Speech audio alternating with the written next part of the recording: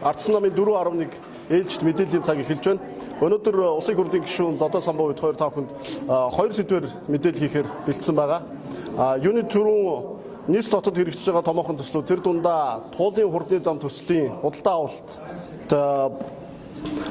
урьдчилгаа төлбөрийн баталгаа гаргасан асуудал нь Монгол улсын холбогдох хууль журмыг зөрчсөн болзошгүй байж болох тухай асуудлаар ер нь энэ нийслэлийн эдийн засаг улс төрийн нөхцөл байдлын талаар улсын хурлын гишүүн Лодо Самбуу мэдээлэл хийн.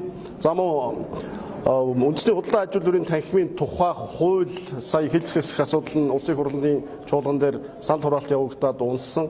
За энэ үйл явцд бол Ардсан намын зүгээс хуулийн төслийг хэлцэж эхлэх үед өнгөрсөн 7 хоногт завсарлага аваад энэ 7 хоногт нээлттэй хилцүүлэг хийгээд за тэгээд эцсийн үр дүнд ер нь хуулийн төслийг санаачлагчд нь буцаах хэрэгтэй байна гэсэн юм шийдвэрт хүрсэн. Энэ шийдвэрийн үндслийн талаар бас товч мэдээлэл хийхээр бэлдсэн байна. За тэгээд Лодо гишүүнийг урьж байна. Тэрний газар биш.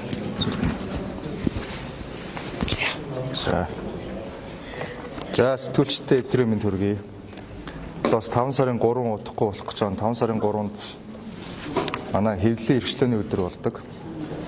Тэгээ 5 дугаар сарын 3 чи энэ 7 хоногт бүтэнсээ өдөр таарч байгаа. Тэгээ боломж олцсных сэтгүүлч нөхөдөө, зураглаач нартаа, фото сэтгүүлчтэй одоо яг энийг эвлүүлээ сууж байгаа эвлүүлэгч, мэдээний жолооч, хэвлэл мэдээллийн байгууллагад онцгой үүрэг гүйцэтгэдэг хэвлэл мэдээллийн бүх ажилтнуудаа дэлхийн хэвлэлийн эрхчлөөний өдрийн мэнд хүргье. За хэвлэлийн эрхчлөө биднэрт юунд чухал вэ гэхээр олон нийтийн мэд хэрхийг хангах. Ерөөс ганц зорилго. Яг ч мэдж байгаа. Төрөө зөв засах гэж. Төрийг чиглүүлэх гэж. Төрийг өөрсдөө төлөөлөлөөрөө дамжуулж төрөө барьдаг учраас. Тэм учраас манай хэвлэлийнхэн маань бол өнөөдөр шуурхаа, хурдтай, нухацтай ажилтгийнхаа үр дүнд бас энэ олон улс төрчдийн мэдээллийг дамжуулж хүмүүст хүргэж өгч байна. Зөв бурууг нь ялгаж заагалж хэлж өгч байна. Одоо бас энэ ажлаа өргөжлүүлээ хийгээ явж байгаа. Тэгэд энэ сая манай Батөрөв дарга хэллээ. Сүүлийн үед энэ туулын урдны замтай холбоотой асуудал нэлээд өндөр авсан. Маш олон хүмүүс эсэргүүцэж байгаа. Эсэргүүцэх олон шалтгаанууд байгаа. Тэгээ үүнтэй холбоотой бас өнөөдөр мэдээлэл хийхээр шийдсэн. Ер нь бол одоо их хурал дээр асуурын гавыг гишүүн санаачлаад туулын урдны замаар хянан шалах төр ороо байгуулад төр орооныхоо дагуу мэдээлэл авъя гэдэг ийм шийдвэр гаргаад гар үс цуглуулаад 40 гаруй гишүү гар үс зурсан. Гэхдээ одоо нөгөө сонсгол хийх төр ороогоо байгуулах ажлаа бас жоохон татчих шиг байна. Тэгээ эрх баригч намынхан бол үе үед ингэдэг. Үе үед эхлээд за чамаагийн ингэн шүү гэж дохио.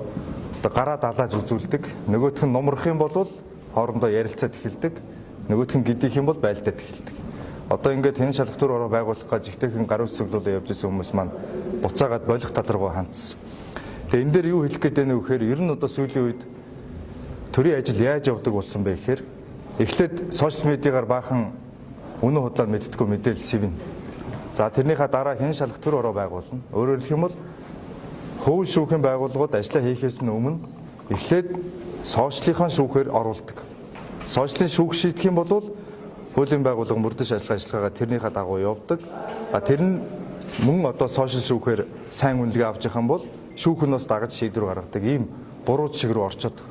Яг үнэндээ одоо хэрвээ мэргэжлийн байгууллага, хууль сахиулах байгууллага мөрдөх алба гэж байдаг бол улаан цайм Монгол улсын хууль тогтоомжийг зөрчөөд төсвийн 500 тэрбум төгрөгийг өрн таран хийцэн байж байгаа. 500 тэрбум хагас их найд өрн таран хийцэн байгаа.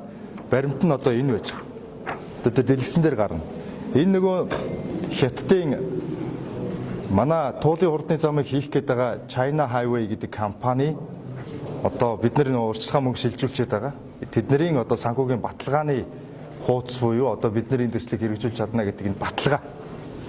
Энэ баталгааны хуудсыг хамгийн наад захын санхүүгийн мэдлэгтэй бөгөөд даатгалаар мэргэжсэн.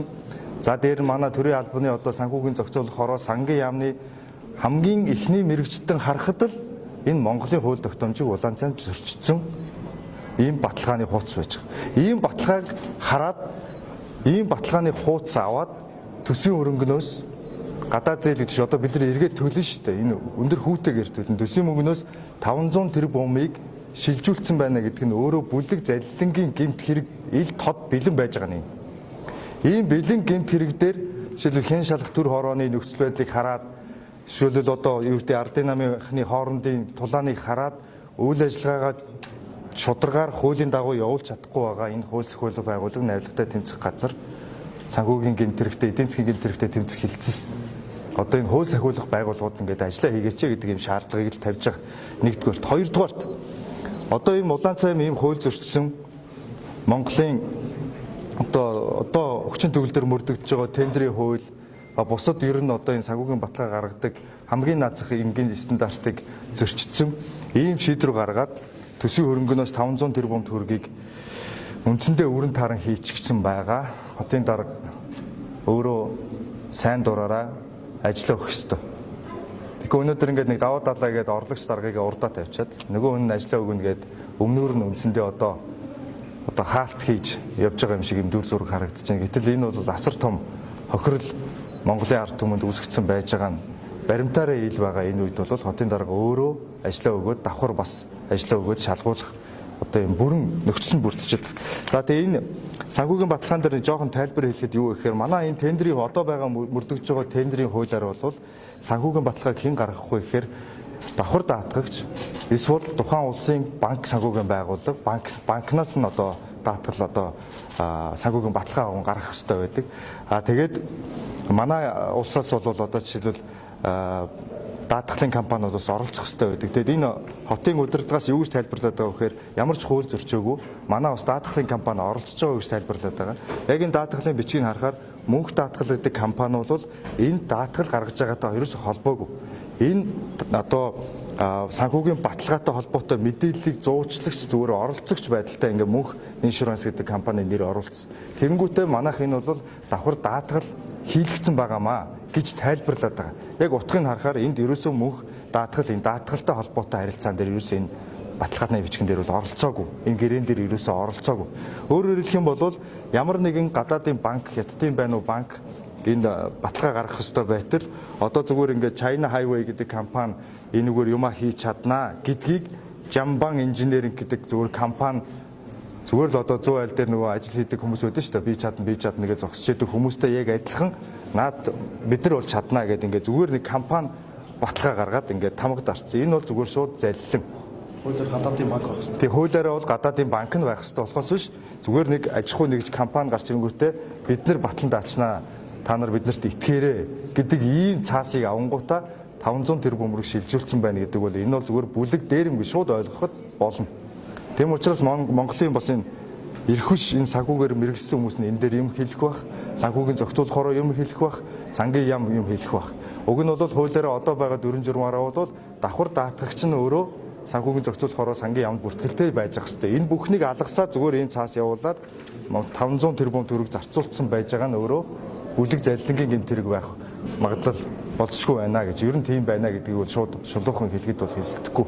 Тэгэхээр манай хуулийн хяналтын байгууллага энэ талаар цаашаа өргөжлүүлээд заавал одоо хэн шалгах төр хороо заавал одоо олон нийтийн эсэргүүцэл бүх зүйлийг харна гэлтгүүгээр ажиллаа хиймээр байна. Хуулийн дагуу өргөсөн тангарагын дагуу гэдэг ийм шаардлагыг хуулийн хяналтын байгууллагуудаа бас хүргэж байгаа. Ер нь бол өнөөдрийг хүртэл бас нийслэлийн нэгэнт одоо нийслэлийн хотын даргатай холбоотой, хотын удирдлагуудтай холбоотой юм ярьж байгаа. Нийслэл дээр ер нь юу болсон юм бэ гэж хэдэн тоо та нарт бас хэлж өгье. За 2016 онд нийслэлийн төсөв 550 тэрбум байсан. 2026 онд 4 их найд болж одоо нэмэгдсэн. За 2021 оноос бол нийслэлийн эрх мэдлийг бол бүр онцгой нэмсэн. Одоо оюун эрдэнэ ерөнхий сайд болсноос хойш гэсэн үг шүү дээ. Хот өөрөө татвар хураамж тогтоодог болсон, бонд гаргадаг болсон, үнэт цаас гаргадаг болсон, тусгай сан байгуулдаг болсон, концессийн гэрээгээ өөрсдөө хийдэг болсон, хэрэгжүүлэх хэрэгтэй болсон. Ингэснээр хотын татвар гэдэг одоо бидний яг үнэндээ хаана яаж төлдгөө мэддэггүй олон нийт бол нэг тийм төдийлөн анзаардаггүй энэ татвар 1% татварыг 2% болгож өсгсөн. Дараа нь замын энэ төлбөр байна.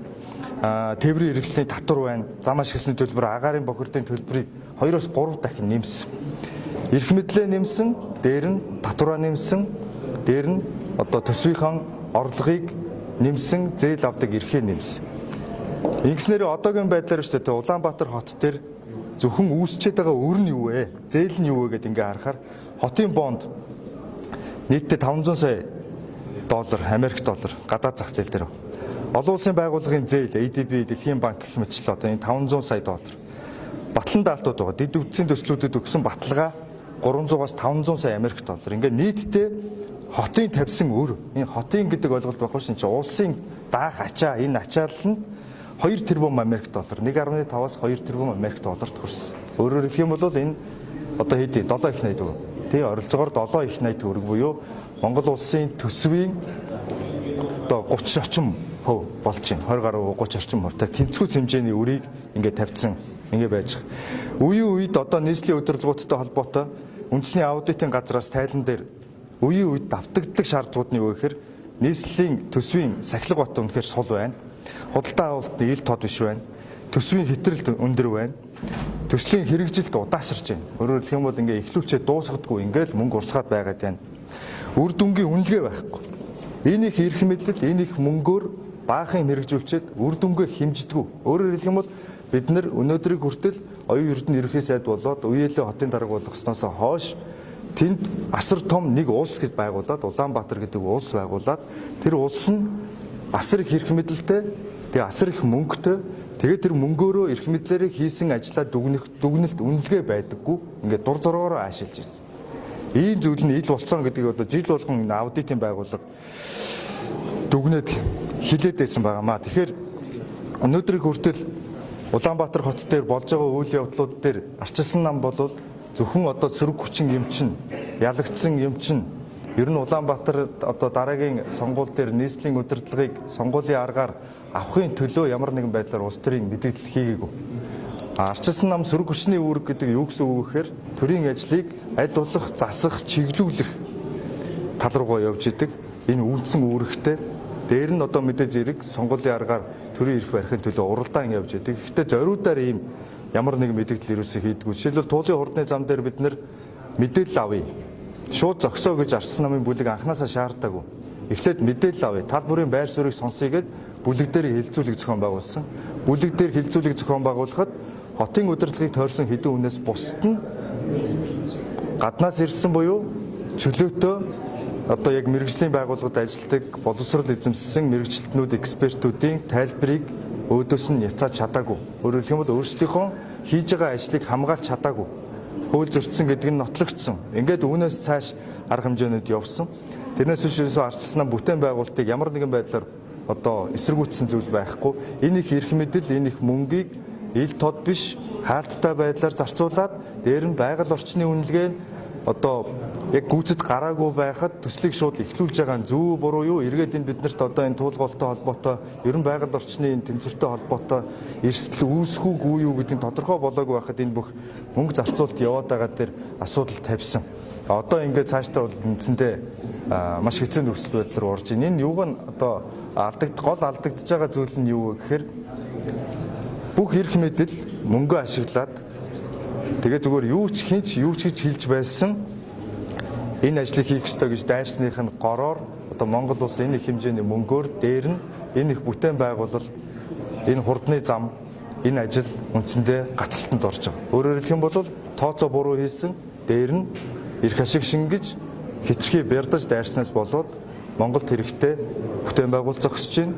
Дээр нь Монгол улс 500 тэрбумаар одоогийн байдлаар хохирчод байж байна. Тийм учраас хотын дарга үүндээ зүгээр өөрөө сайн дуураараа ёс суртахууны үүднээс, ёс зүйн үүднээс хариуцлага хүлээгээд нийслэл Улаанбаатарчуудаасаа уучлалт гуйгаад, татвар төлөгчдөөсөө уучлалт гуйгаад даваа талаатай хамт огцрох ёстой.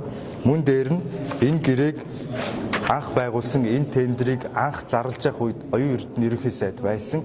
Оюун эрдэнэч мөн энэ бүхнээс хол зайлахгүй гэдгийг бас энд давхар сануулж хэлье. За баярлалаа. Одоо даваа талаа дараах жишээ нь 6.6 тэрбум төгрөгийн мөнгө угаасан гэдгийг тогтоогдсон гэж ихний ээж цагдаагийн байгууллагаас мэддээд байхад гарч ирээд бодлаа хэмжлэгээр ер нь ингээд өөрсдөө үүсгээ бүх зүйлээс бүтдэг ийм юм байхгүй, тийм юм байхгүй юм батаг гарч ирсэн. Ер нь ингэж ам фигураар юмнаас бүтдэг байл юу гэж бид нар ер нь баримтад болцдоо таны яг энэ ярьж байгаагаар харин тийм жишээ тогтсныг өсвөрийн үднээс гэж харж байна. Одоо энэ дээр нөгөө олон нийт маань сэтгүүлч бид нар ч гэсэн тийм нэг юм итгэхгүй байна шүү дээ. Юунд ч итгэхгүй байна. Хэн үнэн яриад байгааг. Энэ хэн буруутай вэ гэхээр хууль сахиулах байгууллага өнөөдөр мөрдөх шалгах ажиллагаагаа явуулахгүй байна. Хоёрдугаар шүүх нь цаг тухайд нь тодорхой шударга шийдэж чадахгүй байгаа учраас сүүлдээ хүнд нь мэдхээ байж эхэлж байгаа байхгүй. Тийм учраас өөрөөс нь эхлээд сонсъё, дараа нь хуулийн байгуул. Гэтэл энэ цагаан дээр хараар хууль зөрчсөн баримтаараа байж байгаа. Ямар ч тайлбар байхгүй энэ дээр. За жишээлбэл тэр эхнэрийн компани руу мөнгө шилжиж байгаа дээр өөрчлөлт ямар тайлбар байх юм? Гэрэлтэй батлуулахаас өмнө юу вэ? Тэр одоо тайлбар уу? Тэгэхээр ийм тайлбарууд бол хинч хэлэх хэрэгтэй. Бүр цаазаар ахуулж байгаа хүн байсан ч гэсэн өөрийнхөө үгийг хэлэх хэрэгтэй. А тэрэнд итгэх үү үгүй юу гэдг нь манай хэвлэл мэдээллийн байгууллага болон үзэж байгаа тэрийг харж байгаа хүмүүсийн сонголтын асуудал. Нэг л зүйл сонголт байхгүй. Энэ бол баримт. Факт буюу хууль. Хууль сонголттойгоор хэрэгжихгүй. Баримт сонголттойгоор одоо хүнд итгэл үнэмшил төрүүлэхгүй. Тийм боломжгүй. Тийм учраас байгаа баримтаараа ярина, байгаа хуулийнхаа хүрээнд ярина. Тийм учраас харин хэлж байгаа нь даваа далаа дараагаас гадна Нямбатар даргаас хариуцлага хүлээх ёстой. Энэ бүх эрх мэдлийг, бүх мөнгөний эрх мэдлийг нь өгсөн, тухайн үед одоо туулын хурдны замыг эхлүүлэхэд дэмжлэг үзүүлсэн. За энэ бүхнийг харсаар чимээгүй явж исэн үеэл оюун эрдэнэ ерөнхий сайд тасан бас давхар хариуцлага хүлээх ёстой. Хариуцлага нэхэх үе ирнэ. Өнгөрсөн жилийн 7 сарын 9-нд Улсын хурлын нэгдсэн чуулганаар туулын 1-р тойрог зам гэж оруулж ирээд наадмын өмнөх нь батлуулсан гэдгийг та бас анх шүүмжилж ирсэн юм байлээ. Тэгэхээр бусад гишүүд ч гэсэн ярьж байна. Туулын урдны зам гэж огт бид нэр танилцуулаагүй байж одоо ингээд чуулганаар батлуулсан юм шиг гишүүдийг хүртэл төөрөглөж иргээ. Энэ дээр та яг хөө энэ дээр бол гишүүдийн хариуцлага асуудал. Энэ дээр бол улсын хурлаар юу орж ирж байна гэдэгт анхаарал хандуулаач гэж гишүүдийг сонгоо явуулсан. Их хурлын гишүүд анхааралтай байх ёстой. Тэгээд тухайн үед нь ийм асуудалтай байна гэж бол олон нийтэд мэдээлэх үүрэгтэй хэлж явах ёстой шүү дээ. Нээлттэй байх ёстой. Тэргээ хэлж явах ёстой. Тэрнээс биш бид нар мэдээгүй гэдэг тайлбарыг хурлын гишүүн хэлэх эрх байхгүй. Анзаараагүй гэдэг эрх байхгүй. Хэдий наадам ойрцсон байж болно, шинэ жил ойрцсон байж болно. Гэхдээ энэ зүгээр яг ингээд хаалга гэдээ үзэх юм бол хотож байх ёстой байхгүй да. Эндээс ямар шийдвэр гарах вэ гэдгийг бид нар мэдчих үүрэгтэй. Тэгээд тэр утгаараа би нодлон наадмаа юм сануулж ирсэн. Сануулад энэ чуулганы танхимд орж ашгараа нэмэр олоогүй. Тэгээ гарч ирээд машин дотроо ийм явж байгааг сануулж ирсэн. Гэтэ тэр бол өнгөрсөн. Одоо болж байгаа нөхцөл байдал нь бид нар ийм хохирлыг амсцсан байна. Бүтнээрээ амсцсан байна. Тийм учраас энэ хохирлыг Монголын төр өөрөө хариуцах болж байгаа. Монголын төрийн эрхийг барьж исэн этгээдүүд хариуцах болж байгаа. Өөрөөр хэлэх юм бол энэ эргээл бас иргэд дээр ирж байгаа ачаа. Тэгэхээр иргэд дээр ингээд давхар ийм дэрми ачаа өөрүүлж байгаа энэ хүмүүстэй заавал хариуцлага тооцох хэрэгтэй. Ер нь өөрсдөө яг ёс суртахууны үүднээс, ёс зүйн үүднээс хариуцлага хүлээх үүрэгтэй л дээ өгнө. Нийслэлийн хурлын дараа баярыгаа яараа огцруулчлаа штэ. Хурлын замыг эсэргүүцсэн. Энэ юу гэж харж байна? Тэгэл энэ Монгол Ардын нам бол бүх хурл болсон байна штэ. Яг л хуучны нэг намын тогтолцоо шиг ерөөсөө нэг нам босоо удирдлагаараа иргэдийн нийтийн хурл, их хурл, засгийн газар тийм ээ. Яг ингээ босоо удирдлагаараа авч явдаг. Энэ дунд нь одоо хуулийн зарчим энэ төр гэж байхгүй. Тэгэл өөрийг нь эсэргүүцсэн иргэдийн урлагийн даргаыг шууд ингээ солиод хайждаг тийм ээ. Тэгээ одоо яг хөө энэ намын дотоод зохион байгуулалтын асуудал байна. Аман гол нь хохирч байгаа нь олон нийт байна. Тийм учраас олон нийт маань хэрсүү байгаад яг юу болж байгаа дээр ямар нэг утга уянгахгүйгээр хандах хэрэгтэй. Хууль шүүхийн байгууллагын маань бэлэн байгаа баримтан дээр одоо ажиллаач л гэж шаардж байгаа. Нэг өгч. За. Би нэг товчхон нэг мэдээлэл хэлээтгэе. Сая тав хүн харлаа өнөө өглөөний чуулганаар худалдаа аж үйлдвэрийн танхимын тухай хуулийг хэлцэх хэсэг асуудал гишүүдийн нэмжлэг авалгүй буцаж байна. Тэгэхээр энд бас янз бүрийн байр суурь тайлбар байгаа учраас ардсан намын бүлгийн зүгээс ямар байр суурь баримтлсан бэ? Ер нь яагаад энийг хууль санаачлагчид нь буцаах ёстой гэж үздсэн бэ гэдэг дээр бас тодорхой тайлбар хэлэхгүй болохгүй байх гэж бодож байна. Мэдээж хэрэг ардсан намын хувьд бол бизнес эрхлэгчдийн тал байна. Үргэлж бизнесийнхний талд бизнесийн юу хүсэж байна?